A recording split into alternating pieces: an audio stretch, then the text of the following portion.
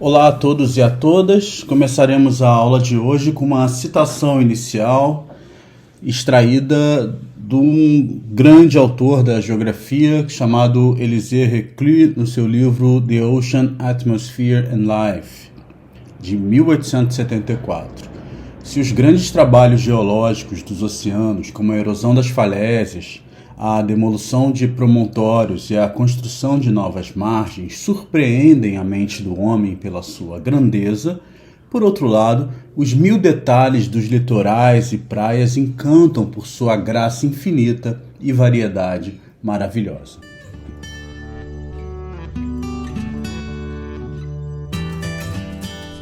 Agora, cabem ser destacadas algumas pequenas notas iniciais.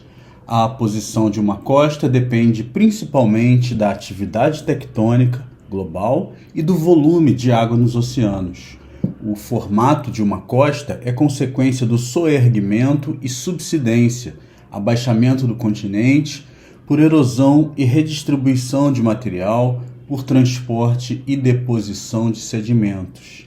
As praias mudam de forma e volume em função da energia das ondas e do equilíbrio entre o aporte e a remoção de sedimentos.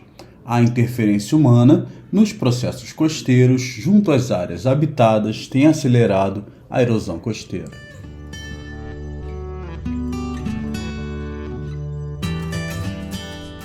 Aqui outra citação extraída do livro Introduction to Coastal Environments and Global Change, do professor Gerard Massenlink e do Roland Garros, de 2014.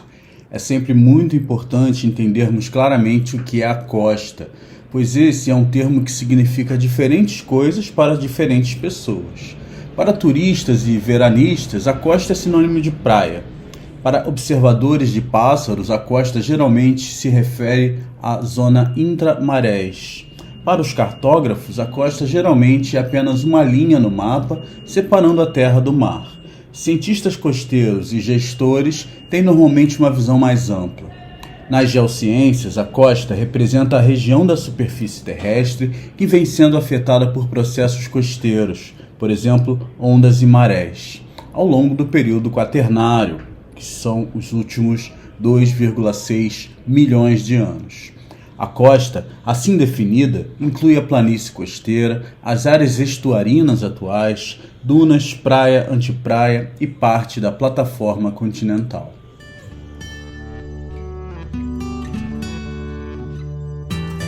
Bom, nesse momento, já que a gente definiu costa, cabe a gente explorar esse tema e partir para algumas definições. A costa é a definição de maior amplitude, como dito, né? Ela inclui a porção emersa dos continentes, que são ou foram influenciados diretamente por processos costeiros, como as oscilações do nível do mar, ação de ondas e ventos costeiros. É limitada pelo limite da plataforma e estende-se desta em direção ao continente até haver alguma mudança brusca nos elementos que compõem a paisagem costeira. O litoral é uma definição mais restrita à área onde há efetivamente o encontro do mar com o continente. Na biologia marinha, ela se subdivide ainda em zona supralitoral, médio-litoral, infralitoral e circalitoral, e normalmente limita-se às posições máximas e mínimas de influência da maré. Em alguns contextos, pode ser ainda se referir ao contato da água de um rio, lagoa ou corpo hídrico com a porção de terra que o limita. Orla é uma definição para fins administrativos e gestão ambiental. No Brasil, a orla marítima é definida entre o limite marítimo da profundidade de 10 metros e o limite terrestre de 50 metros em áreas urbanizadas e 200 metros em áreas não urbanizadas, contados a partir da linha de pré-mar média ou a partir do limite final dos ecossistemas como praias, dunas frontais, falésias, costões rochosos, manguezais, dentre outros. Por fim, há a zona costeira, também utilizada para fins administrativos e para gestão ambiental, A zona costeira brasileira, por exemplo, tem uma extensão superior a 8,5 mil quilômetros ao longo do litoral, né? E tem como limites marítimos o chamado mar territorial, que se estende a partir da linha de base, que é a média da água mais baixa da maré ao longo do litoral, né? Mar adentro, até 12 milhas náuticas, mais ou menos 22 quilômetros. Os limites terrestres são os limites dos municípios costeiros, que são aqueles que sofrem influência direta dos fenômenos ocorrentes na zona costeira.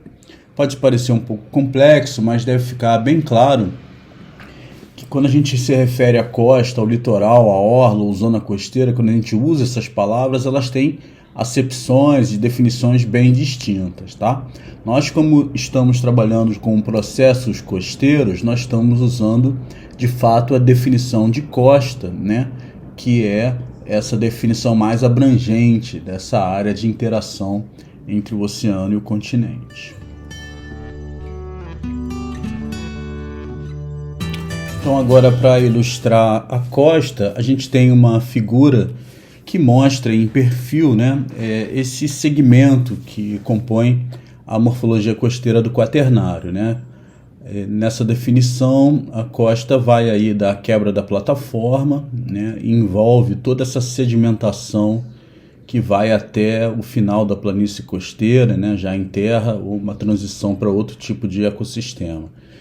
Então, nesse contexto, a gente tem da água em direção à costa, nesse caso da direita para a esquerda, a gente tem ali a plataforma continental, né? A plataforma continental pode ser bastante extensa ou bastante curta, a gente já viu isso numa das aulas desse curso.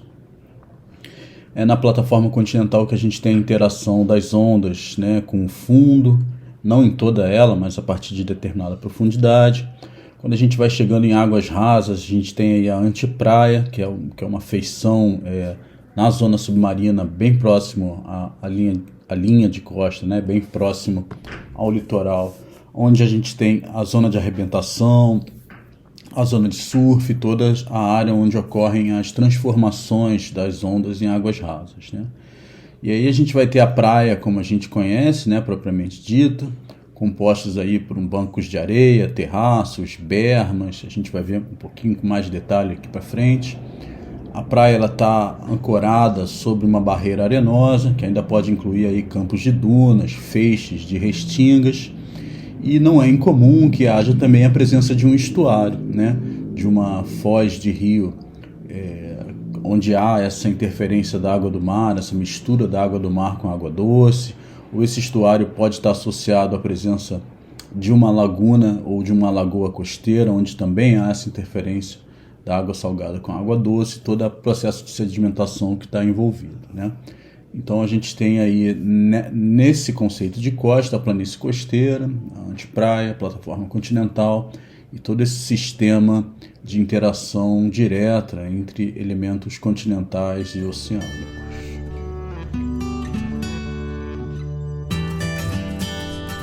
Aqui uma representação do que seria o litoral, né, de forma ilustrada.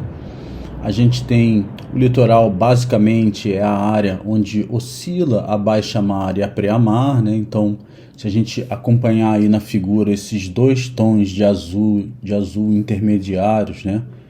O de cima representando a pré-mar e o de baixo representando a baixa-mar. Se a gente rebatê-los aqui junto à representação da costa, a gente vai ter essa zona médio litoral, ou a conhecida como zona de intermarés, né? Normalmente tem esse nome, às vezes se usa estirância. Sempre há alguma questão aí de definição que às vezes não é muito clara e vai variar de acordo com o campo do conhecimento que a gente está falando, né? Então, o litoral é essa área de influência das marés. Então, essa zona intermediária aí entre a pré-mar e a baixa-mar, que é a zona que fica emersa na baixa-mar e submersa na pré-mar, é chamada zona de médio litoral. Essa zona que está acima da zona médio litoral, ela, onde é alcançada basicamente só durante eventos de tempestade, né? Na maior parte do tempo essa faixa do litoral está exposta, mas só durante a tempestade ela vai ser coberta, né? É a zona chamada de supralitoral. E aí inclui a berma de tempestade, a berma de tempo bom também. Abaixo da zona de médio litoral, a gente tem a zona de infralitoral, e essa zona de infralitoral está sempre debaixo d'água, sempre sob o domínio da baixa-mar, né? É uma zona com elevadíssima penetração de luz, né? O substrato normalmente é bem raso, então a gente tem bastante luz nessa área, e isso tem uma importância ecológica fundamental. Ao passo que é uma área que não fica seca também, que também tem uma importância ecológica grande, né? E a zona circalitoral ou sublitoral é a zona que está abaixo do limite de ação de ondas, é uma zona totalmente submersa, né? Já em alguns casos com alguma limitação na entrada de luz, mas essas são as áreas que definem já o domínio marinho, né? Onde tem o limite da ação de ondas, e a gente tem um conceito da geomorfologia associado a isso, né? Que é a profundidade de fechamento, ou é o limite a partir do qual as ondas não conseguem mais tocar o fundo em direção ao oceano. A gente tem então o domínio marinho. Acima do domínio marinho, a gente vai ter aí o domínio litorâneo, representando essas áreas que eu acabei de comentar.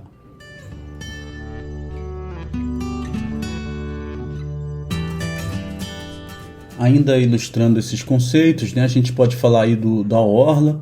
Essa é uma adaptação do trabalho do professor Nicolodi do Gruber, que também adaptou do Ministério do Meio Ambiente, né? Então, o limite da orla marítima, né? Quando a gente vai à praia, a gente está na orla, né? Então, a orla marítima é uma delimitação mais restrita, mas ela inclui a praia, eventualmente ela vai incluir os calçadões, vai incluir aí a área de banho de mar, né? Então, a gente tem as águas litorâneas adjacentes, né?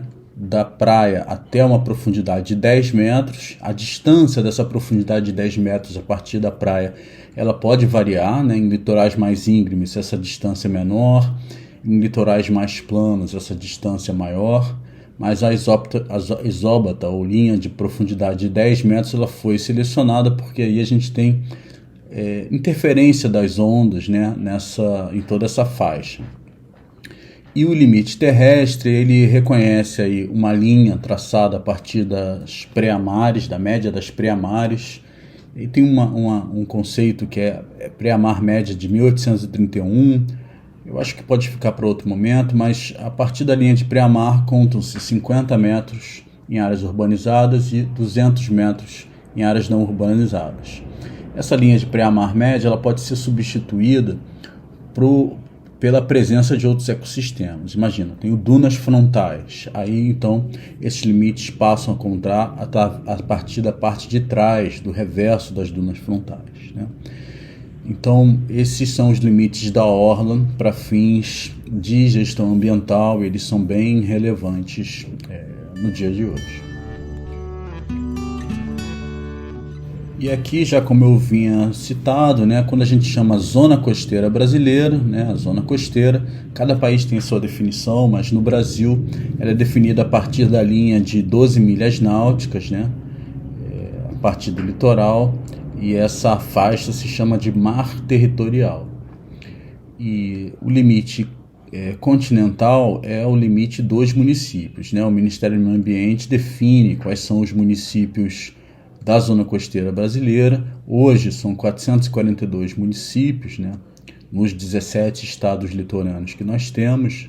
Está aí a representação dos limites dos municípios. Então, mesmo um município onde a praia seja longe da sede do município, né? Um município muito grande, como aqueles lá na região norte, então você tem como limite da zona costeira desde a porção mais interior do território daquele município até a faixa litorânea dele, incluindo aí ilhas e ilhas oceânicas.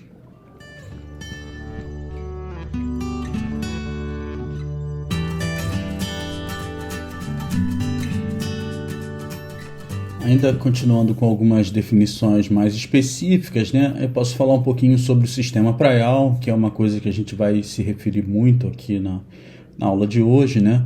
O sistema praial, ele normalmente ele está dentro daquilo que a gente entende como orla marítima, né, em termos administrativos, e está dentro do que a gente entende como costa, né? Ele pode, mas na prática ele extrapola um pouquinho o conceito de litoral. Mas o sistema praial, ele envolve algumas formas, né? Alguns segmentos e algumas formas. Esses segmentos a gente pode classificar aí. A retropraia é tudo aquilo que está atrás da praia, se a gente está olhando a partir do continente, tá? Então, o que está atrás da praia, olhando do continente para o mar, é a retropraia. E vai incluir aí as dunas frontais ou outro tipo de dunas, né? Que possam aparecer atrás dela. Então tem que ser um ambiente pertencente ao sistema da praia, mas não no sistema praia propriamente. A praia propriamente é essa área que está sujeita a movimentação, essa área emersa, né, sujeita a movimentação periódica pela ação de ondas e marés, né? A praia vai incluir a berma de tempestade, a berma de tempo bom, né, que são feições específicas da praia que a gente também vai exemplificar daqui a pouco. Inclui a face de praia, que é a área onde ocorre o espraiamento, a área onde as ondas sobem e descem, né, durante o espraiamento. E a linha de costa, que por si só já dava uma aula só para tentar definir, tá? Mas a linha de costa, uma das suas definições é esse limite entre o que está molhado e o que está seco aqui na costa. Tem-se ainda em direção ao oceano a antepraia, né, que vai ser definida entre antepraia superior e inferior. A inferior fica lá mais no fundo, então não faz muito sentido a gente falar dela dentro do contexto do sistema praial, mas tem a antepraia superior, que é essa mais próximo à praia propriamente dita, né? Então, a antepraia inclui aí a zona de surf e a zona de arrebentação. A zona de arrebentação é a posição, né, a faixa onde as ondas que vêm se propagando ao longo do oceano atingem seu ponto de esbeltez máxima e começam a colapsar, né? Então, a partir do momento que essas ondas elas perdem a sua forma, né, arrebentam em frente à praia, existe uma trajetória que elas fazem até chegar na praia propriamente dita, né, que é a chamada zona de surf. Então, existem processos muito específicos costeiros que ocorrem na zona de surf, normalmente um fluxo turbulento, a dissipação da energia das ondas e a formação de correntes, né, que podem ser ao longo do litoral ou correntes que podem cortar a zona de surf, são coisas que a gente também vai ver. Aqui o sistema praial do ponto de vista das ondas, né, como as principais transformadoras, né, e geradoras de dinâmica nesse ambiente. A gente vai ter a zona de surf, como eu disse, né, que vai aí pode ser também subdividido em zona de surf externa, onde ocorrem mudanças rápidas na forma das ondas, e a zona de surf interna, onde a forma das ondas mudam lentamente, né, e a frente da onda se mantém gerando espumas. A zona de espraiamento, né, onde o fluxo é basicamente horizontal, seja no espraiamento ou no refluxo, são duas coisas que a gente vai ver também um pouquinho mais para frente. E antes de tudo isso tem-se a zona de empolamento, que é quando as ondas sofrem uma transformação e atingem sua esbeltez, a sua altura máxima antes de começarem a arrebentar. Então, cada vez que a gente der zoom num compartimento, né, uma feição para ela, a gente tem subcompartimentos ou subfeições de interesse. O fato relevante aqui é que são as ondas, efetivamente, as principais indutoras dos processos costeiros, né? Elas são as principais transportadoras de energia e é essa energia que vai conseguir promover mudanças, né, na forma dos ambientes costeiros.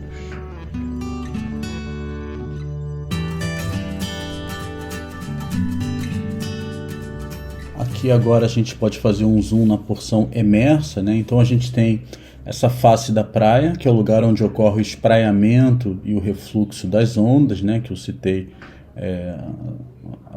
na figura anterior. A partir da face da praia, a gente vai ter a berma, que é normalmente a área onde as pessoas frequentam, né, os banhistas se estabelecem quando eles chegam na praia. E a berma de tempestade, que também tem mais ou menos a mesma característica da berma, né? Ela tem uma parte mais plana e uma parte mais voltada para a praia.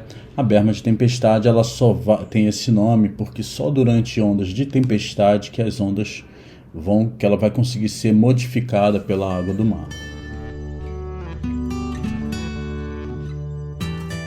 E esse outro aqui é um perfil um pouco diferente, né? A gente tem a face da praia. Durante eventos de tempestade, a berma mais tradicional ela foi totalmente erodida, né? Essa areia foi transportada para o fundo e formou bancos de areia ali dentro da zona de surf, né? A gente tem então, logo depois da face da praia onde ocorre o espraiamento, a gente vai ter uma escarpa, né? Que é esse degrau bastante pronunciado aí na praia, todo mundo já deve ter reparado nele. Ele pode ser bem pequeno, de 20 centímetros, como ele pode ter 3 metros de altura, em alguns lugares até mais, tá? E acima dele tem-se a berma de tempestade aí que está protegida pela vegetação. Por que eu digo protegida? Porque a vegetação, o conjunto, a malha ou a biomassa de raízes da vegetação de restinga, ela consegue agregar os sedimentos, né, mantê-los fixos, né?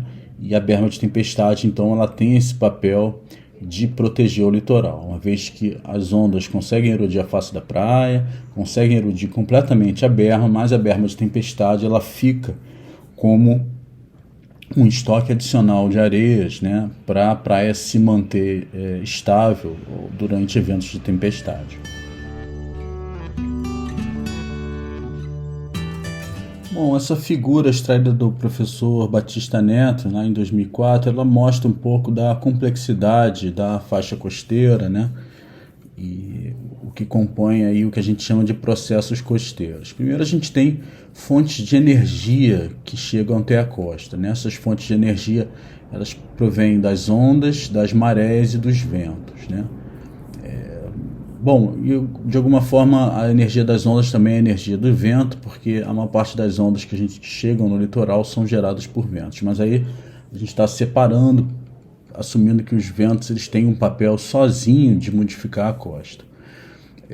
Essa energia ela age sobre uma estrutura geológica, né, que é mais dominante, aí como falésias e plataformas de abrasão, ou a estrutura geológica menos dominante, que é a estrutura geológica coberta de materiais, né? E aí, que são esses materiais? São sedimentos.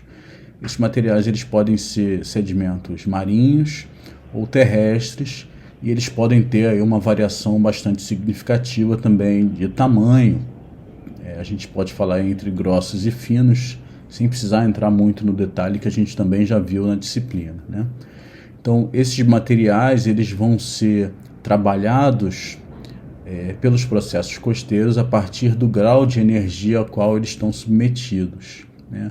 Então, esses materiais marinhos e terrestres vão compor praias, né? A gente tem as praias aí normalmente compostas por areias, e fragmentos de conchas, né?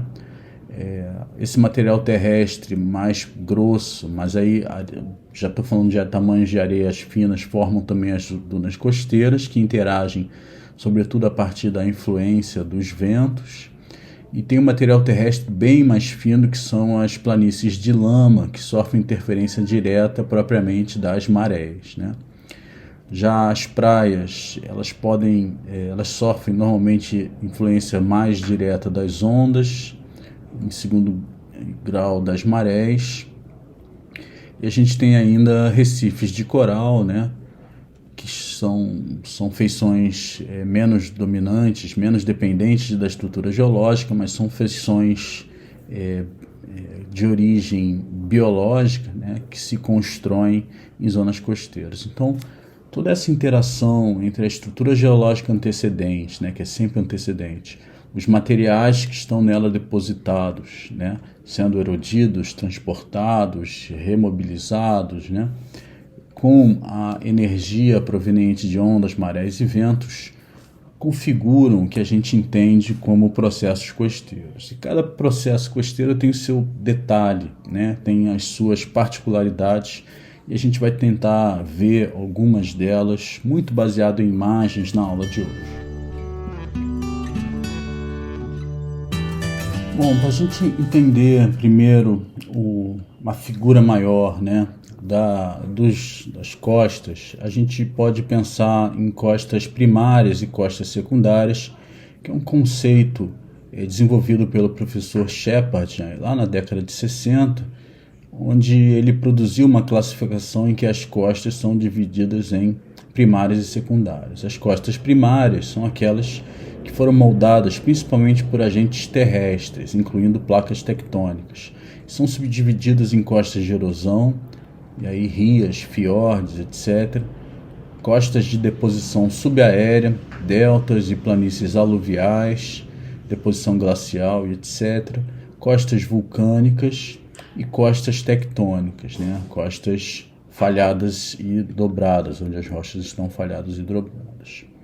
Tem também as costas secundárias, que são aquelas onde a ação das ondas e outros processos costeiros são o controle dominante na forma da costa. E essas são subdivididas em costas de erosão das ondas, costas marinhas de deposição, barreiras, pântano salgado, etc., e costas construídas por organismos, costas de coral, costas de algas, costas de manguezal.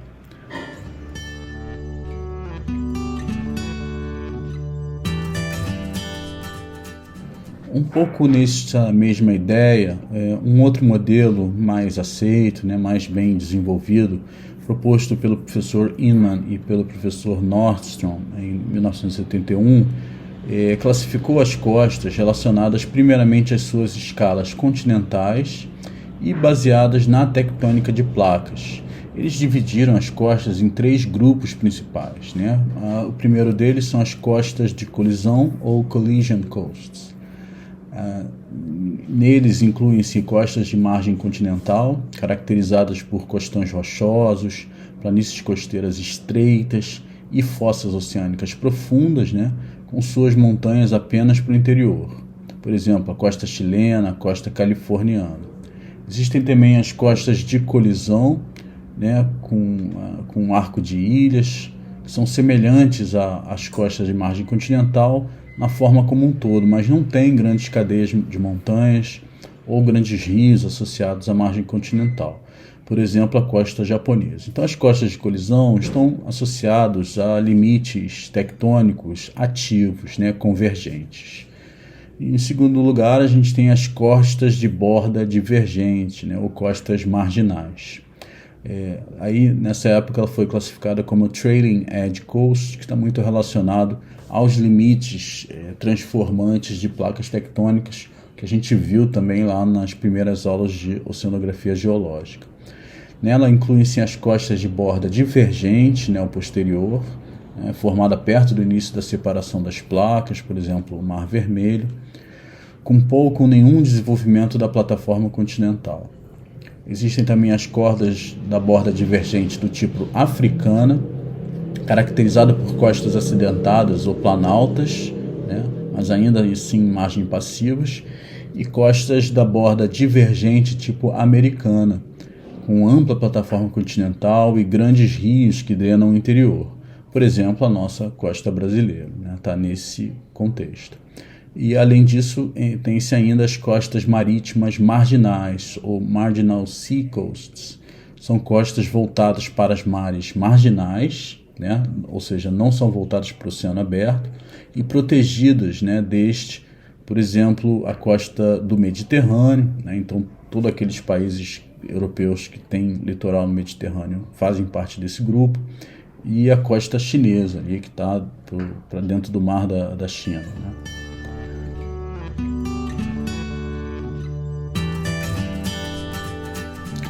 Aqui a gente tem um mapa extraído desse trabalho clássico lá do professor Inman e Nordstrom, década de 70.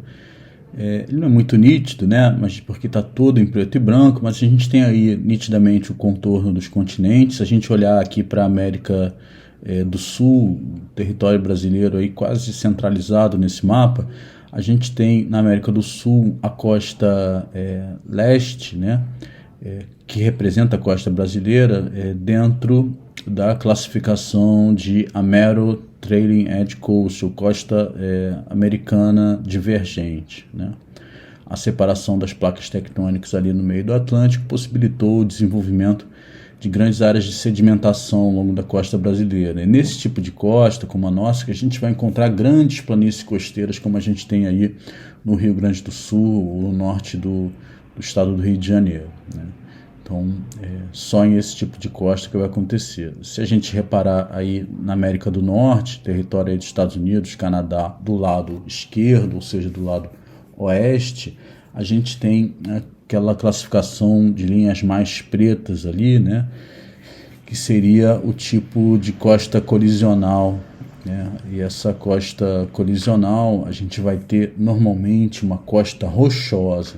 Normalmente tem poucas praias e mais grandes paredões rochosos, né, e grandes depósitos rochosos chegando junto ao oceano. Um terceiro exemplo, a gente pode pegar ali bem no canto esquerdo desse mapa, ali na costa da China, a gente vai ter a costa do tipo mares marginais, né? Então aí a gente vai ter características bem diferentes. Em mares marginais, o litoral ele normalmente recebe ampla sedimentação também, e ele é pouco acidentado justamente porque está em áreas não matinhas.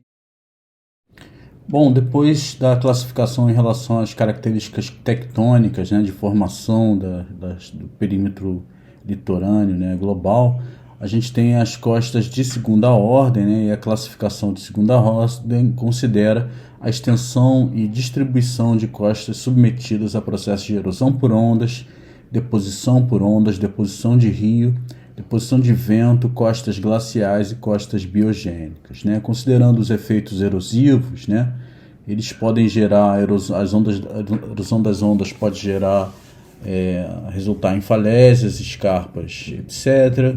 Existe também a erosão glacial, a erosão do rio na área anterior do mar. Já como efeitos deposicionais, a gente tem deposição de ondas formando praias, barreiras arenosas, pontais, etc.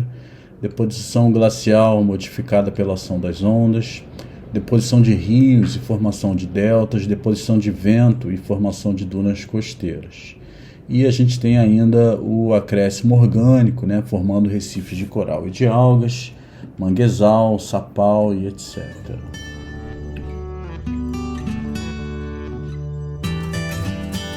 Então, considerando as costas de primeira e segunda ordens, os Inman e Nordstrom, em 71, finalmente propuseram uma classificação prática da costa mundial com base em uma síntese de seu modelo de primeira e segunda ordem, né? Então, a gente teria aí 8 tipos de costas, né? E essa é uma classificação bem interessante. A primeira delas, a costa montanhosa, né? A largura da plataforma continental é menor do que 50 quilômetros. Existem montanhas costeiras com altitudes acima de 300 metros e a zona de costa rochosa, basicamente rochosa, com pequenas praias aí encaixadas. O segundo tipo seria a costa montanhosa com plataforma estreita, a largura da plataforma continua inferior a 50 quilômetros. As colinas costeiras têm menos de 300 metros, formando promontórios ocasionais. A zona da costa entre os promontórios geralmente contém praia apoiada por penhascos ou colinas menores, lagoas de barreira ocasionais ou barreiras na boca das enseadas, né? A terceiro tipo seria costas de planície de plataforma estreita.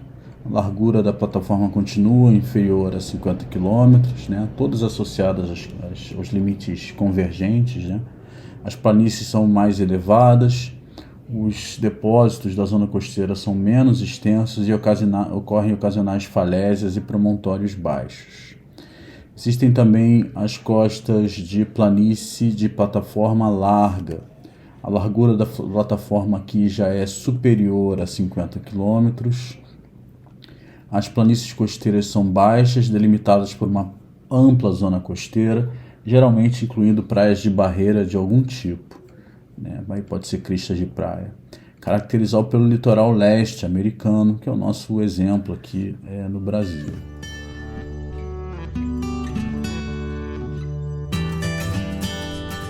Na sequência tem aí a quinta, que é a costa montanhosa de plataforma larga. A largura da plataforma aí é superior a 50 km. Os promontórios rochosos são geralmente mais separados. A zona da costa pode ser mais larga, menos falésias e pode conter mais praias de barreira. As costas montanhosas de plataforma larga se transformam em planícies costeiras. O sexto tipo é a costa deltaica, né? Consiste nos sedimentos depositados onde um rio ou rios desaguam no mar.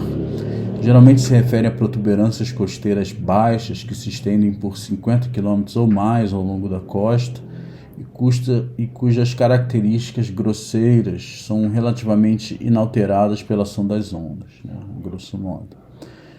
Sétimo, tem as costas de recifes, né? A zona litorânea da costa consiste em partes de material resistente de origem orgânica. O recife pode ser uma orla ou uma barreira de corais, né? E, por fim, a costa glaciar, que tem características costeiras dominadas pelos efeitos erosivos das geleiras. Normalmente tem penhascos íngremes com profundas reentrâncias ou fiordes.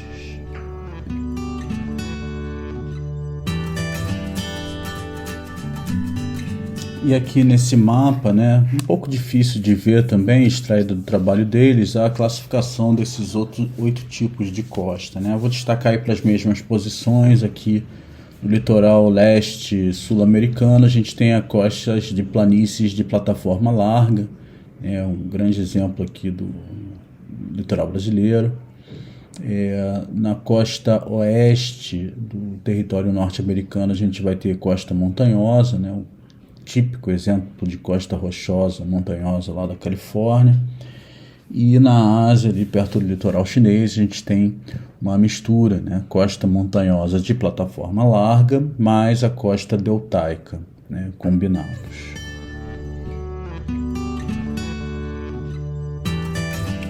Bom, faz sentido examinar a gama de formas costeiras de erosão e acreção e considerar que os esquemas de classificação desenvolvidos para organizar os tipos costeiros em padrões e configurações reconhecíveis. Então, a partir daqui a gente vai ver algumas imagens com alguns exemplos desses tipos de costas que a gente viu por esse sistema de classificação.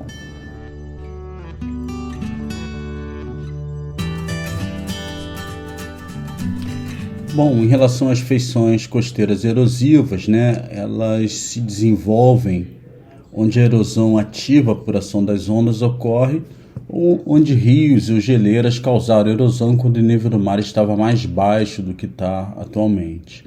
Exemplos aí de falésias ou costões rochosos. Nesse caso, a gente tem as falésias aí de Boondah Cliffs na Austrália. Mostra aí realmente uma plataforma sedimentar, né, que foi sendo esculpida aí na sua borda oceânica ao longo dos anos.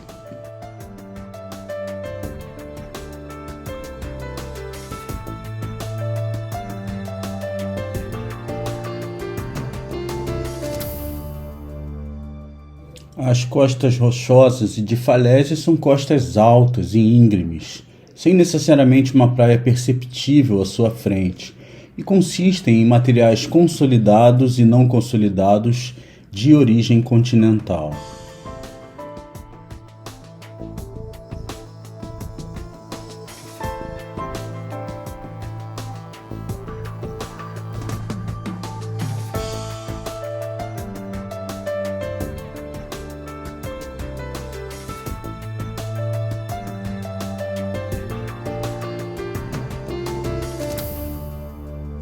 Uma característica de muitas costas rochosas é a presença de uma plataforma de abrasão na base da falésia, sendo um banco de rocha erosional relativamente plano, com uma queda acentuada na sua margem para o mar.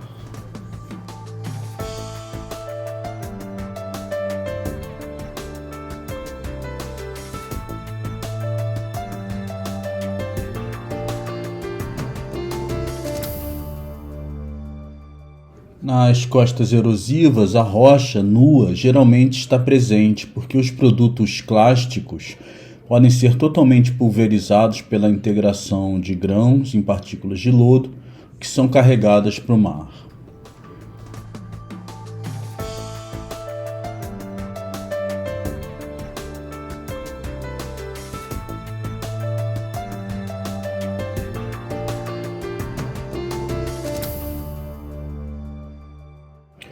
Costas rochosas e penhascos rochosos são típicas ao longo de costas glaciais. Essas costas são caracterizadas pela diversidade, como áreas montanhosas acidentadas com penhascos rochosos expostos, promontórios, enseadas com pequenas praias encaixadas, ilhas, drumlins, fiordes, deltas de leque de rios e estuários.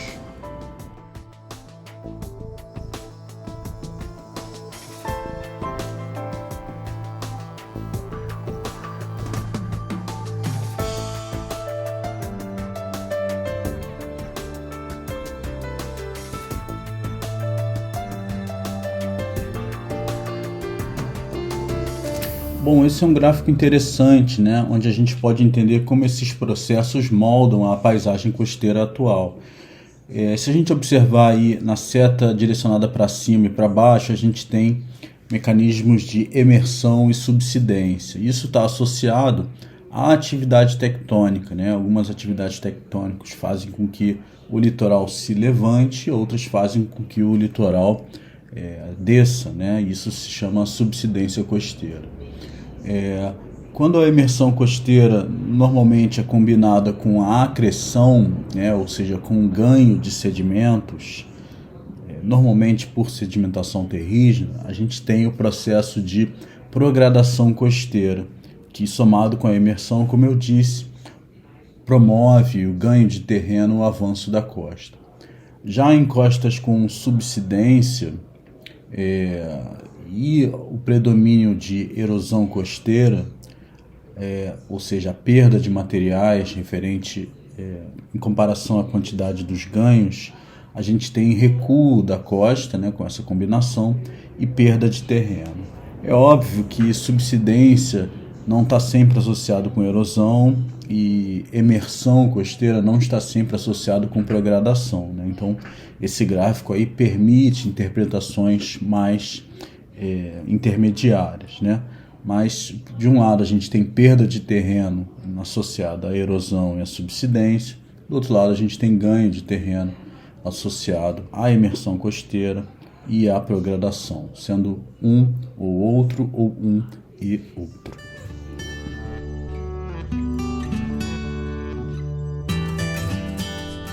Bom, depois de falar sobre as feições de erosão, vamos falar sobre feições costeiras de acreção.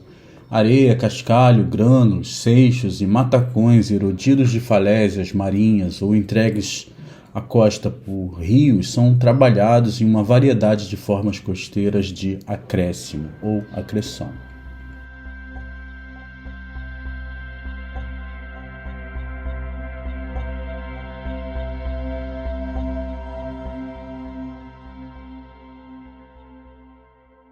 Costas arenosas são costas deposicionais dominadas por ondas. As acumulações de areia são depositadas por meio de processos de ação das ondas em correntes induzidas por ondas, ao invés de correntes induzidas pela maré ou pelo vento.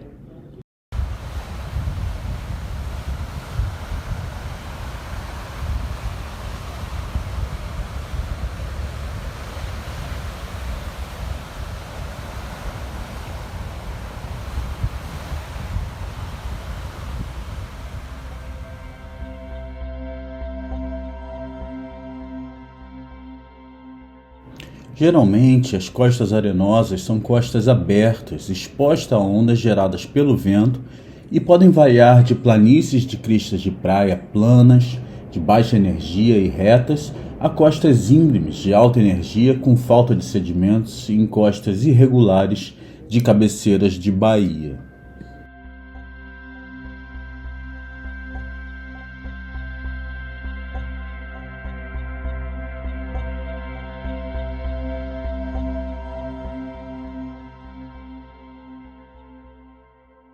As praias de areia podem ser delimitadas por falésias, escarpas e rochas.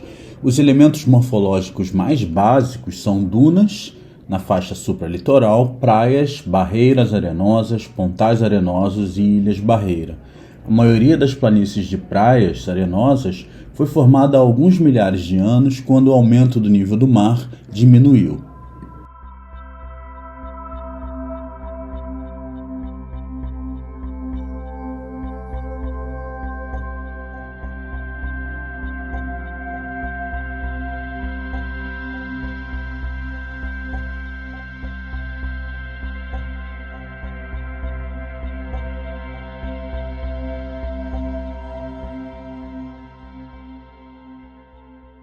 As costas de lama consistem em sedimentos predominantemente inorgânicos de tamanho médio, inferior a 63 microns, siltes e argilas, e são também conhecidas como costas de Chenier ou planícies de Chenier. Cheniers são cristas longitudinais na borda superior do perfil do leito lamacento.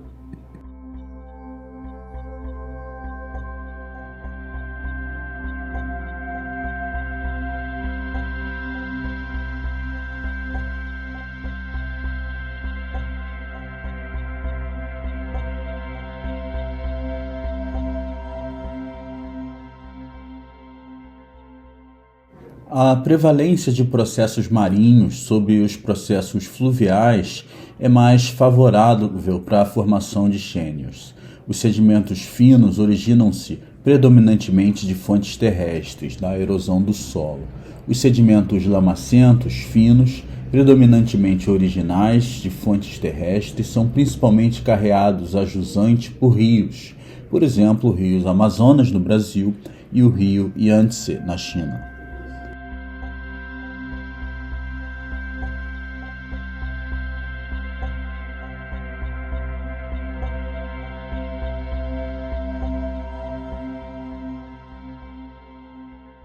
As características típicas de costas de lama abertas são a presença de encostas suaves na face da costa, água costeira de cor marrom e a ausência de grandes ondas quebrando. As ondas que chegam são atenuadas por lamas macias do fundo.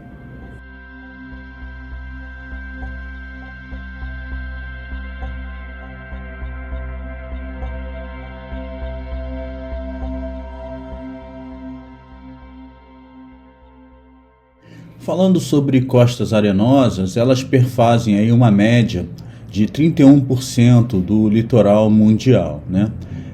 Segundo esse mapa, produzido por Lugendijk e outros em 2018, a distribuição global do litoral arenoso é bastante heterogênea. A gente vai ter o continente africano, onde 67%, ou seja, um pouquinho mais de 2/3 do litoral, é de praias arenosas. Pode ser contrastado com o litoral europeu, onde apenas 23% é de praias arenosas, né? Há o predomínio de costas rochosas por lá. Na costa da América do Norte, o percentual de praias arenosas é de 33%, né? Na América do Sul, 27%, na Ásia, 35% e na Oceania, 32%. Esse mapa ainda mostra com esses gráficos que praias arenosas elas ocorrem em todas as latitudes, sendo mais predominantes por volta de 25 graus do hemisfério norte e 25 a 27 graus, 25 a 30 graus do hemisfério sul, né?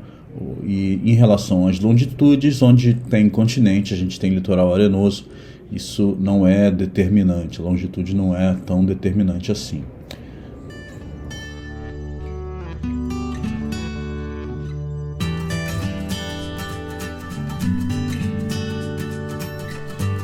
Sobre o ambiente global de ondas, a gente tem esse mapa produzido por Gunn e William em 2012, que reuniram dados da potência das ondas, né, em kW por metro quadrado. Esse mapa não é um mapa de altura de ondas, mas a potência de ondas dá uma ideia da maior energia distribuída no oceano. A energia de ondas distribuída no oceano ela está associada à altura delas, né? Então, onde tem a gente maior potência de onda, a gente vai ter as maiores ondas. Isso vai acontecer aí junto ao Oceano Sul, né? E de lá essas ondas vão se propagar em direção a latitudes menores, né? E no hemisfério norte, sobretudo no Atlântico Norte, a gente tem também grande potência de ondas. Essas ondas vão se distribuir ao longo do oceano global, né, na forma de swell, e notadamente nas áreas de menor latitude a gente vai ter ondas mais baixas, né? O potencial de ondas, junto com a presença de costas arenosas, vai produzir boa parte do que a gente conhece como os processos costeiros, né? Essa interação entre energia, a fonte principal de energia para o ambiente costeiro, que são as ondas, e o principal material em transformação junto ao litoral, que são areias.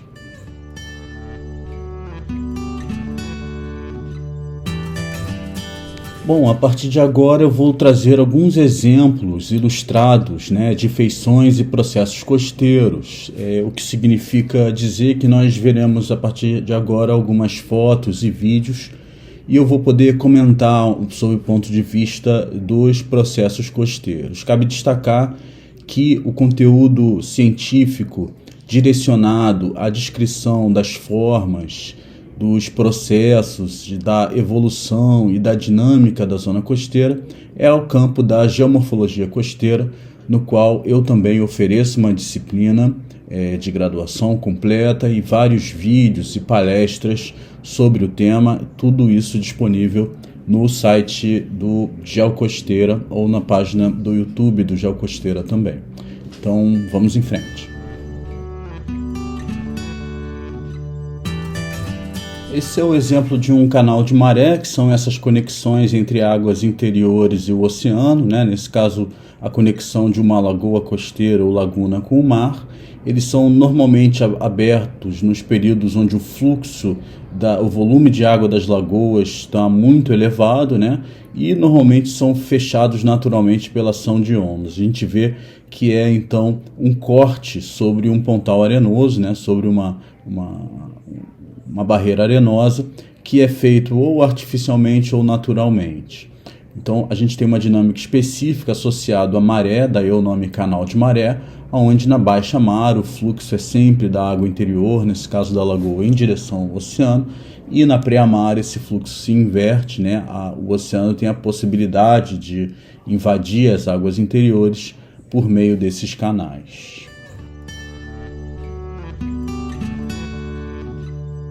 Aqui são alguns exemplos de correntes de retorno, né, ou correntes longitudinais.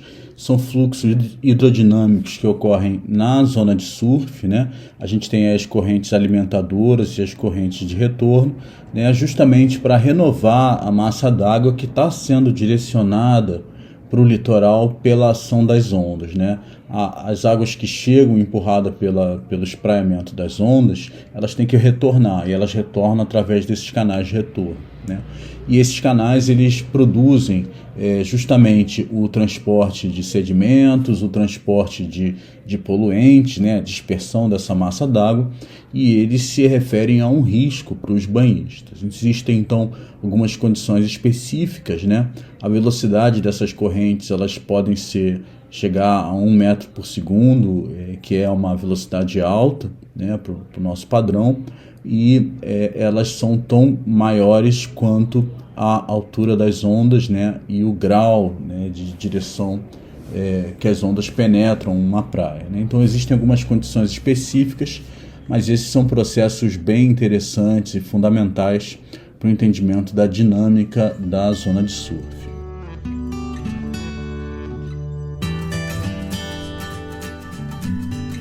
Aqui destaca-se as dunas frontais, né, que são esse conjunto de dunas mais próximos aí da praia.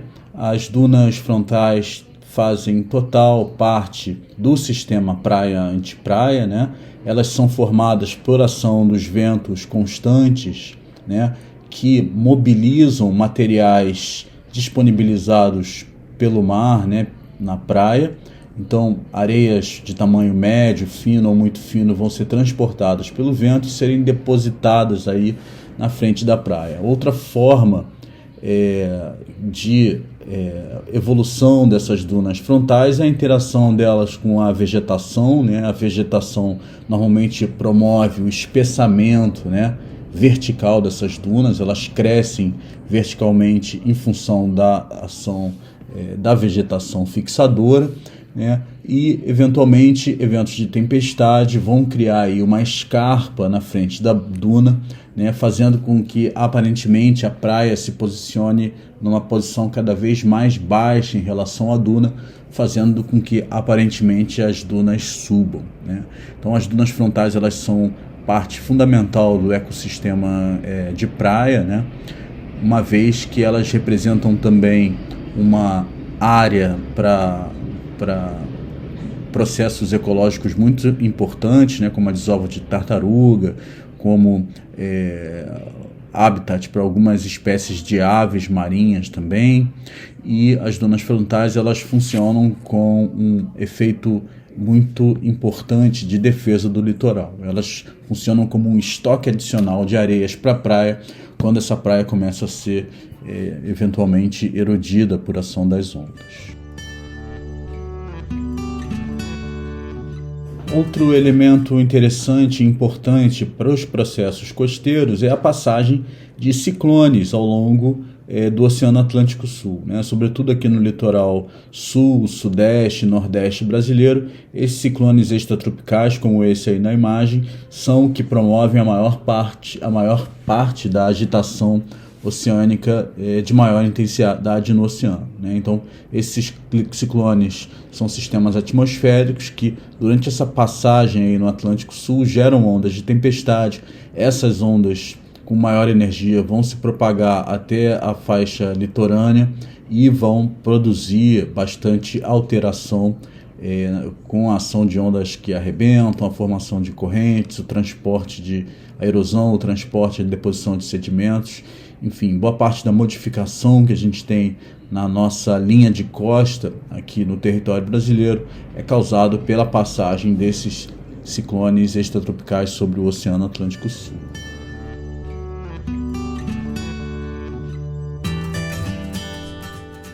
Aqui tem-se uma imagem de um pontal arenoso, né? Um pontal arenoso normalmente ele vai estar associado à foz de um rio, né? Nesse caso é o rio Itabapoana, aqui no norte, no extremo norte fluminense, né? Já no limite, na divisa com o estado do Espírito Santo.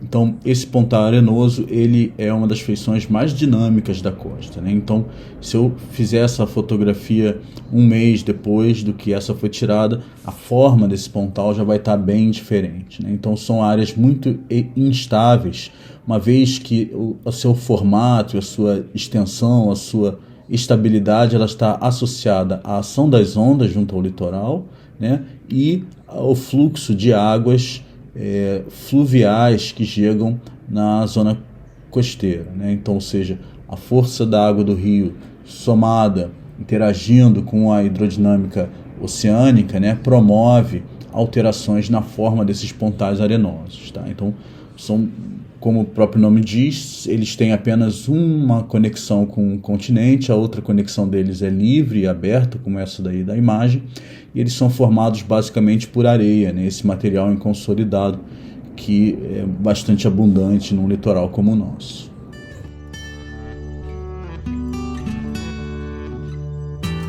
Nessa foto que merece destaque é o Pontal Arenoso, né, na localidade de Atafona, norte do Rio de Janeiro.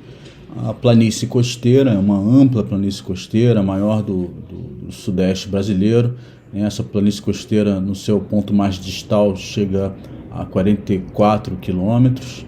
E cabe o destaque aí para a descarga fluvial. A gente pode perceber que a água costeira próxima tem todo um tom de marrom, né, associado à cheia do ano de 2020 desse rio, né? Então a gente tem um pontal arenoso aí bastante fragilizado e, mais uma vez, como é pertinente a dinâmica de pontais arenosos, ele muda a qualquer momento, né? Então qualquer imagem que a gente pegue aí em sequência do mesmo pontal arenoso, a gente vai conseguir perceber a sua mudança espacial expressiva, né?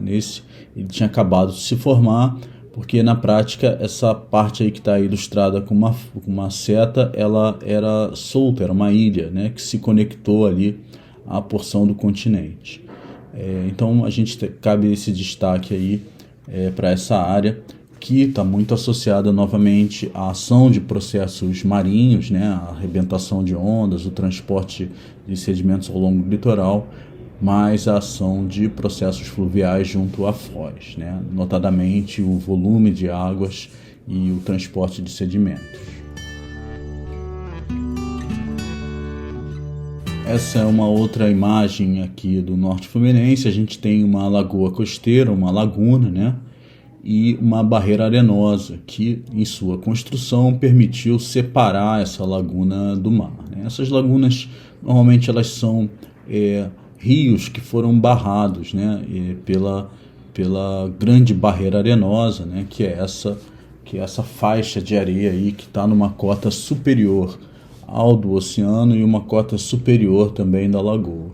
Então, nesse caso, a gente tem uma área plana que concentra boa parte da drenagem que vem lá da faixa continental, e ao chegar no mar ela procura um caminho mais baixo para fluir em direção ao oceano, só que no meio desse caminho mais baixo a gente tem a posição de uma barreira arenosa que vai fechar essa laguna. Eventualmente a gente pode ter a abertura de barras dessas lagunas na passagem de grandes ciclones, ou ondas muito fortes podem sobrepor essa barreira, ou em momentos onde a cheia dos rios, né, promove a cheia da lagoa e você tem aí o extravasamento dessa. Mas essas condições não são muito comuns, não. A tendência é que uma lagoa como essa, aqui num ambiente dominado por ondas, né, com swell de sul e de sudeste que a gente tem aqui no Rio de Janeiro, é que elas se estabeleçam então como lagunas fechadas, né, e a troca de água vai depender aí de um esforço mecânico, né, de gestão dessa gestão hídrica.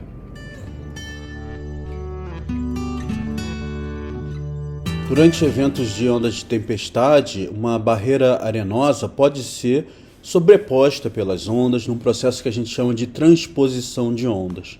Ou seja, as ondas conseguem atingir o limite superior de uma barreira arenosa e transpô-la.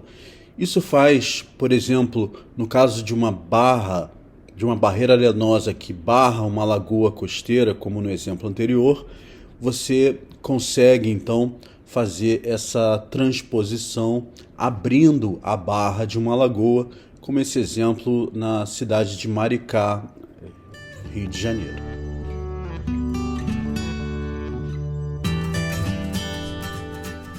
Aqui a paisagem já muda um pouco, a gente tem uma costa rochosa, né, no litoral brasileiro, contando todas as suas reentrâncias, a gente tem algo em torno de 10,5 mil quilômetros. Destes, cerca de 20%, um pouquinho menos, algo em torno de 2 mil quilômetros, a gente tem costa rochosa, né, como essa aí na cidade do Rio de Janeiro. Existe uma aula super interessante na página do YouTube do Geocosteira, que está lá nos vídeos recomendados. É uma aula do professor Antônio Paulo Faria sobre a costa rochosa brasileira. Ele tem muitos exemplos e dá um pouco a dimensão científica, né, a dimensão geomorfológica sobre esse tipo do litoral. Para quem se interessa por esse tema, vale a pena conferir e assistir a aula dele. O fato é que a costa rochosa ela limita, né, o desenvolvimento de planícies, o desenvolvimento de praias, né? Então a gente tem aí rochas cristalinas, né? Essas não são rochas oceânicas, elas fazem parte do relevo continental. Quando elas estão aflorando, né, junto ao litoral, elas promovem paisagens como essa que a gente vê em grande medida no litoral de Santa Catarina, no litoral norte de São Paulo, no litoral sul do Rio de Janeiro, em parte do litoral sul do Espírito Santo, né? Então a gente tem aí parte do litoral brasileiro onde a gente consegue perceber essa paisagem, né, de litoral rochoso. Aqui, novamente, a dinâmica de estuários e pontais arenosos, né? É bem interessante perceber que essa sobreposição de imagens de satélite, né, aí rodando em loop, mostra o quão dinâmicos são essas feições, né, o quão elas se modificam basicamente pela ação, como eu já disse, das ondas transportando sedimentos ao longo do litoral, né, e da ação da descarga dessas águas interiores aí dos rios, né, promovendo a transformação dessa paisagem, justamente porque o trabalho hidrodinâmico, né, o trabalho da água, ele é feito sobre materiais inconsolidados, sobre areias que estão ali disponíveis, né? Então, a gente tem aí pontais arenosos, ilhas barreiras se modificando rapidamente em função das condições oceânicas, né, e de águas continentais vigentes.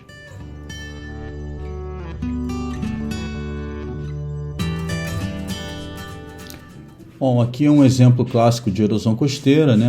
A erosão, nesse caso, é a retirada de materiais pela ação das ondas, né? E justamente existem impactos porque as construções se aproximaram muito do segmento dinâmico, né, da praia, né? Então, com isso, a gente tem aí destruição e prejuízos. Mas a erosão costeira é um mecanismo natural da evolução da paisagem, né? As areias saem de um segmento da praia, vão se depositar no fundo ou vão se depositar em outra parte da praia. Depois, em determinada época do ano, né, elas retornam para o lugar de onde elas saíram, e assim a gente tem o ajuste, né, da linha de costa em relação à condição vigente, né, de ondas, a energia que é transportada pelas ondas, né? Então a erosão é um problema grave aqui no nosso país. Ela tem causas muito mais antrópicas do que propriamente naturais, e a gente tem muito conteúdo sobre esse tema também no canal do YouTube do Geocosteiro e nossa página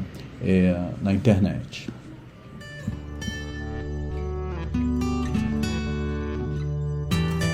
Aí outro exemplo da erosão costeira na localidade de Atafona, né, onde foram para mais de 200 casas já destruídas desde a década de 70. Né? Então é um problema muito grave, talvez o problema de erosão mais proeminente no litoral brasileiro, e também tem muito conteúdo sobre isso, tanto no canal quanto na página da internet.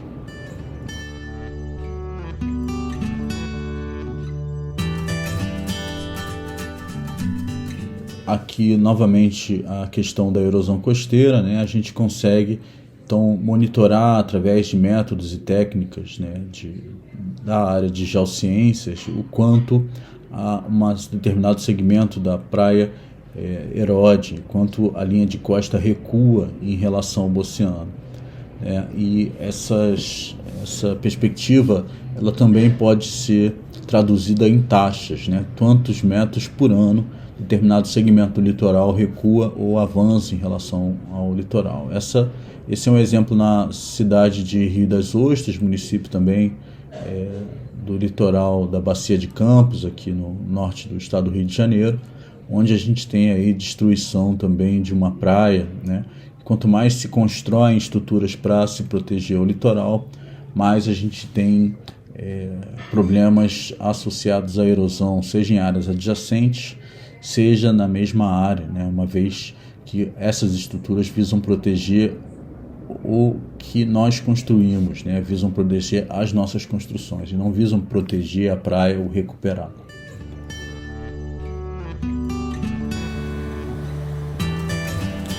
Então, justamente nesse contexto da erosão costeira, normalmente a resposta que nós damos a esse problema, quando ele nos ameaça coisa que nós valorizamos, é o dimensionamento e a construção de obras de defesa do litoral, que usualmente visam utilizar materiais alheios à praia, como blocos de rochas e grandes muros de concreto, para fixar a linha de costa, estabilizá-la e protegê-la contra a erosão. No geral, essas obras elas têm um tempo de vida curto, né, e exigem vultuosos investimentos para sua construção e manutenção. E elas não têm sido mais entendidas como a melhor forma de se defender o litoral. Sobre esse tema, nós também temos muito conteúdo disponível no curso de Geomorfologia Costeira e na nossa produção bibliográfica dos últimos anos. Tá? Então, Normalmente, obras de defesa do litoral são essas estruturas que nós construímos, né, para lidar com um processo costeiro que é desconfortável para nós, que é a erosão, mas a gente então acaba entrando e passando a fazer parte, né, dos mecanismos de modelagem do litoral, né? Ou seja, a costa ela começa a ser modelada também pelas estruturas que a gente construiu, e isso tem diversos impactos no meio físico.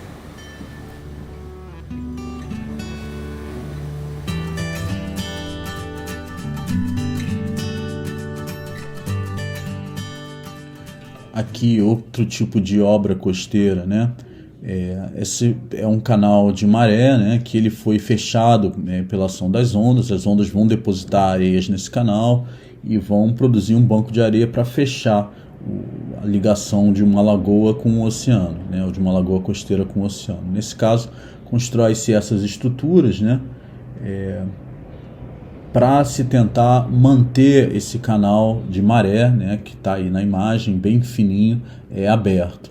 Mas usualmente também isso não dá certo e tem que se colocar ali tratores ou máquinas para retirar essa areia. Então a gente sempre tem essa luta entre o que o homem precisa construir para melhor utilizar o litoral e a força dos processos costeiros em tentar impedir que isso se estabeleça de forma efetiva, né? Então, para qualquer tipo de dimensionamento de obra, os impactos, né, na zona costeira são quase que imediatos, né? E isso precisa ser muito bem avaliado e modelado antes de se gastar recursos públicos com essas obras, porque sem esse conhecimento existe grande possibilidade delas funcionarem por um tempo muito limitado, gerando aí o mau uso dos recursos públicos. Bom, e antes que eu finalize, o nome dessa obra aí é Guia Corrente, né? Guia Corrente, então, ele dá essa ideia de ampliar a margem de um canal para o oceano adentro, tá? Mas nesse caso aí não deu muito certo mesmo.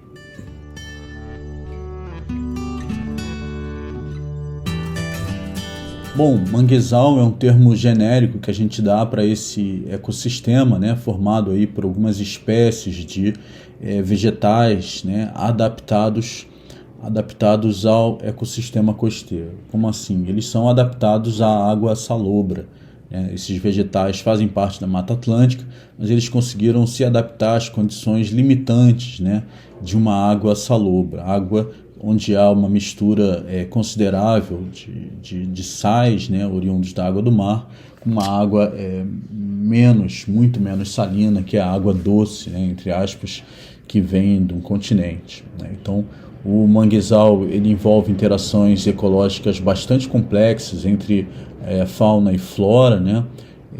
E normalmente eles são áreas importantes do ponto de vista ecológico e do ponto de vista da estabilidade da linha de costa. Áreas de mangue são áreas de deposição. A gente tem normalmente muita deposição de materiais finos, né, como siltes e argilas e areias muito finas, e normalmente os mangues também funcionam como estruturas naturais de defesa do litoral. Então, esse é um tipo de ecossistema muito interessante do ponto de vista ecológico e do ponto de vista da estabilidade do meio físico na faixa costeira e litorânea.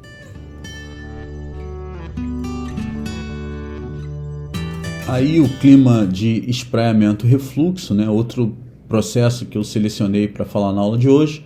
A gente tem isso em todas as praias arenosas. A gente tem essa parte mais íngreme, que é chamada face de praia, que é a área onde há justamente essa interação mais direta entre o oceano e o continente, né? Aí a gente tem ondas que se espraiam no que a gente chama de clima de espraiamento-refluxo. Espraiamento é essa subida da água, né? Parte dessa água que sobe infiltra, parte retorna no que a gente chama de refluxo. E quanto mais grosso é o tamanho dos sedimentos, mais íngreme forma-se a face da praia e mais rápido, né, é o tempo do espraiamento e refluxo. Condições ao contrário, né, a gente pensa numa praia com areias muito finas, né, e a declividade muito baixa, mais longo é o tempo do espraiamento e do refluxo, e essas interações são interessantes do ponto de vista da temática da dinâmica de praias.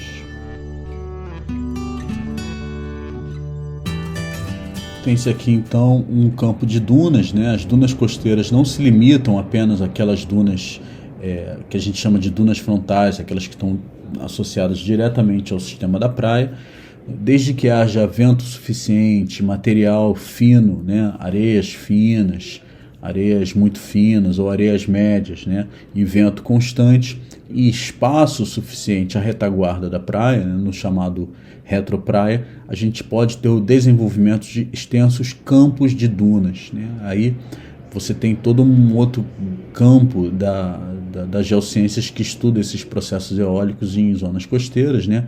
A gente tem, cada duna tem suas formas, né? E a gente normalmente tem um campo de dunas bem desenvolvidos no litoral nordeste do nosso país, né? No litoral nordeste brasileiro, no Rio Grande do Norte, no Ceará, no Maranhão.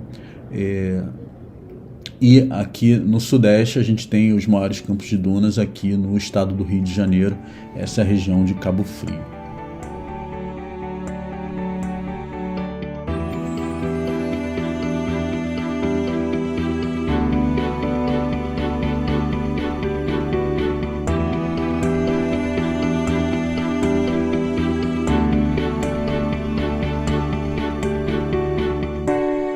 Bom, em relação à interferência do homem nos processos costeiros, eu gostaria de exemplificar a partir do problema da erosão costeira, né? As principais causas da erosão costeira, como eu comentei, são antrópicas, e dentre essas, a número 1 e a número 2 podem ser utilizadas para explicar isso, né?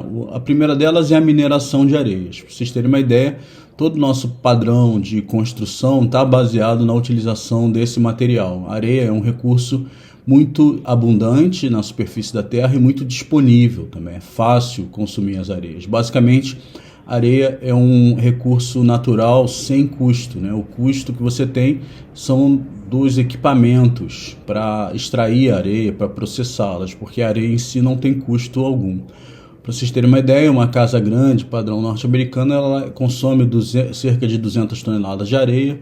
Um hospital, a ordem de grandeza, pula para 3.000 toneladas de areia. 1 quilômetro de rodovia duplicada vai utilizar aí algo em torno de 30.000 toneladas de areia. E uma usina nuclear, que é uma grande construção, né, usa aí algo em torno de 12 milhões de toneladas de areia. A areia vem a ser o recurso mineral mais explorado no mundo depois da água, e estima-se que no mundo utilizem-se cerca de 50 bilhões de toneladas por ano. Esse é um número tão grande que é até difícil de imaginar. E boa parte dessa areia vai ser explorada de leitos de rios, né? No mundo, atualmente, 50% das areias que chegavam ao mar não chegam mais. Estão barradas atrás de represas ou foram mineradas do leito de rio. O problema é, como a gente está falando de um material que é explorado no leito do rio, vai impactar a costa. Ora, o fato da areia ser barrada atrás de uma represa, né, a areia de um rio ser barrada atrás de uma grande usina hidrelétrica, o fato dessa areia ser extraída de leitos de rio para a construção civil faz com que elas fiquem indisponíveis para chegar no litoral.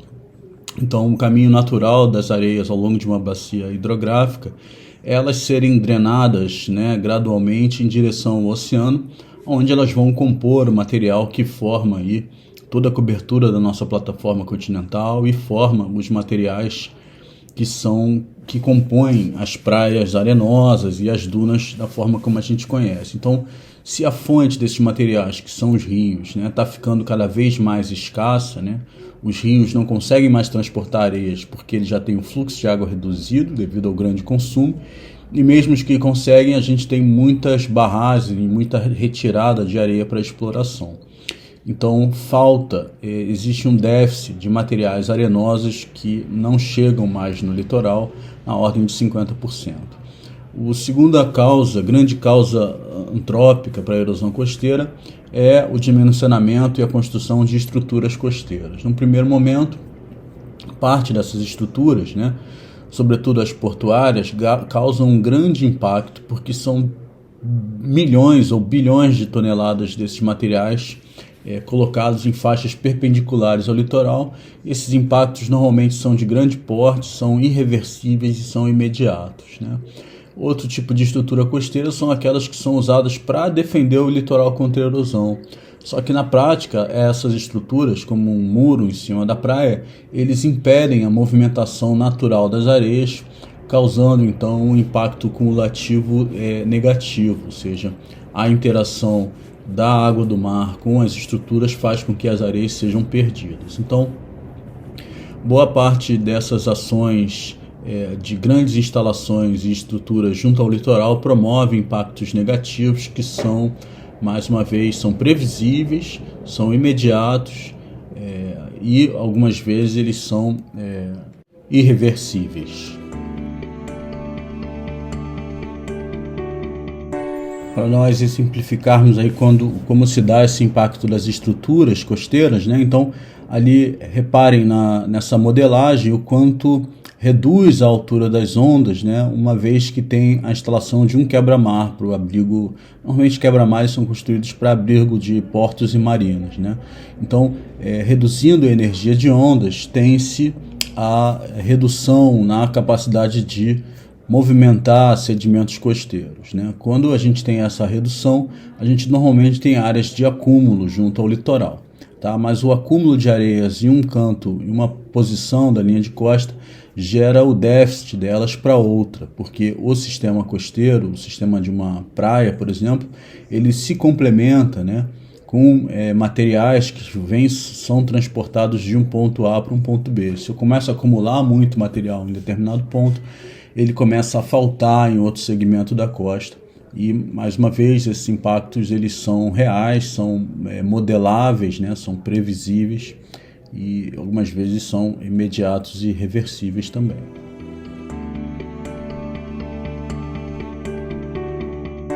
Aqui, então, outro exemplo de como essas estruturas interagem, né, com o meio.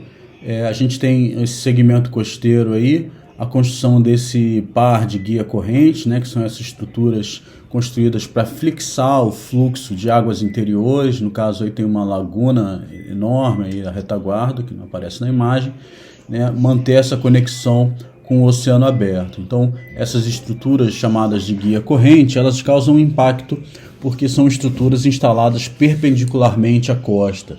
Em litorais com alta taxa, alto fluxo de materiais ao longo do litoral, né, com transporte litorâneo significativo, a instalação de estruturas perpendiculares faz com que haja acumulação em um lado das estruturas, né, a montante das estruturas, e erosão a jusante, porque essas areias que estão acumuladas aqui a montante, nessa imagem aí do lado inferior, elas não conseguem mais serem transportadas para a parte norte, no caso para a jusante. E aí isso gera um desalinhamento na linha de costa que é bastante notório. Nesse caso aí, as taxas de acumulação são na ordem de 6 metros por ano, aqui nessa parte inferior da imagem, e compensadas por taxas semelhantes, na ordem de 4,5 de metros por ano de erosão na porção ajusante. Então, toda essa configuração atual dos processos costeiros, ela se deu exclusivamente em função da instalação dessas estruturas perpendiculares ao litoral, cujo o fluxo de sedimentos é importante.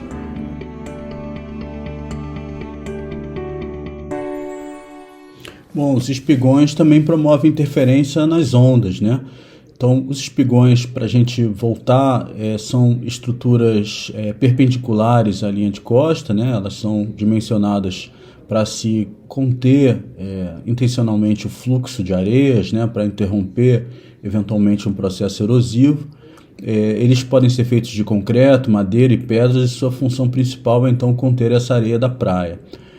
Junto aos espigões a gente tem normalmente formação de corrente de retorno, né? Colado a essas estruturas forma-se uma corrente de retorno, que é esse fluxo de água para o oceano.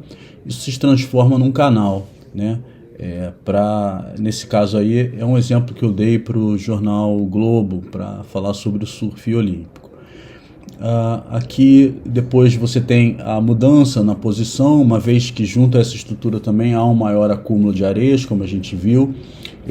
Essas areias formam bancos na zona submarina e vão fazer com que as ondas comecem a arrebentar mais distante da costa do que elas arrebentariam se não tivesse essa estrutura. Então, a interferência dessas estruturas, ela se dá não só nas areias, nos materiais que compõem a costa, né, a linha de costa, mas também ela se dá na hidrodinâmica, né? Então a gente tem mudanças na forma com que as ondas, as correntes e a circulação costeira se dá próximo a essas estruturas.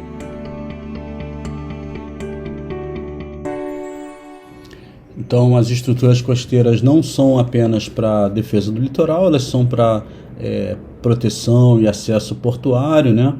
E elas às vezes têm outras finalidades. Por exemplo, um pier, como aí nessa imagem, ele normalmente é uma estrutura perpendicular à costa, só que ele é vazado por baixo, são pilastras, né? Então você não interrompe nem o fluxo de areia completamente, nem a circulação hidrodinâmica é comprometida totalmente porque a estrutura é vazada. Mesmo assim, tem alguma interferência na costa, né? A imagem dá para ver aí a mudança na posição da faixa de areia indicando isso, mas o pier é uma estrutura vazada, normalmente construído ou para fomentar a pesca ou para construção de um emissário submarino ou para fomentar atividades turísticas. Podem ser várias as finalidades, né? Então o pier não é uma estrutura de defesa do litoral, não é uma estrutura portuária, né? E os espigões, sim, normalmente podem também ser construídos para abrigo de marinas, né? Ou atividades portuárias, formando aí propositalmente uma parte do oceano com águas mais tranquilas, né? Como se fosse uma baía para que as embarcações consigam fazer suas manobras e sua operação da forma mais segura possível. Todas essas estruturas geram impactos nos processos costeiros.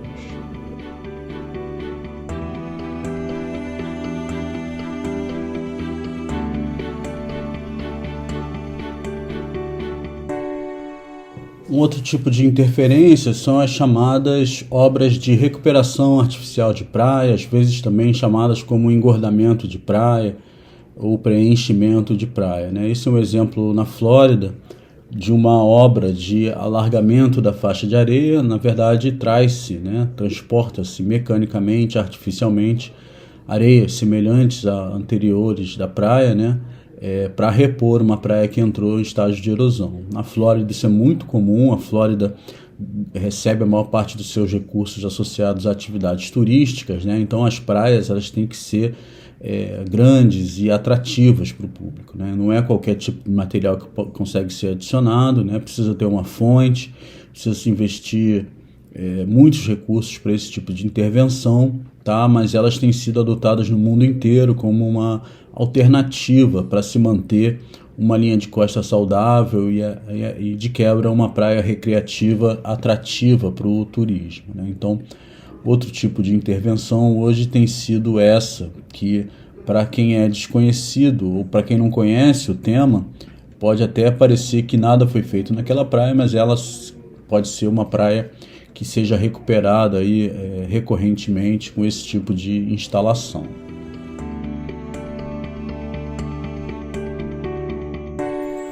Aqui então mais alguns exemplos dessas intervenções de recuperação artificial de praia, né? É muito dependente da onde está, né? Do tipo de material que a praia é composta e da disponibilidade de uma fonte de materiais semelhantes, ou seja, a areia tem que ter mais ou menos o mesmo tamanho, né? A mesma densidade, tem que ser feita mais ou menos do mesmo material, tem que estar em uma jazida, ou seja, uma fonte próxima, para que não haja tanta diferença nos elementos da costa, né? Um grande exemplo desse processo a gente tem nas praias da Flórida, né, que são essas duas animações aí na parte superior. Essa aqui em Balneário Camboriú está sendo feita agora aqui em Santa Catarina, no Rio de Janeiro, e essa outra eu não lembro exatamente onde é, mas se eu não me engano é na Flórida também, onde a recuperação artificial ela só durou pouco tempo, né? Em menos de 2 anos a condição já estava normal anterior.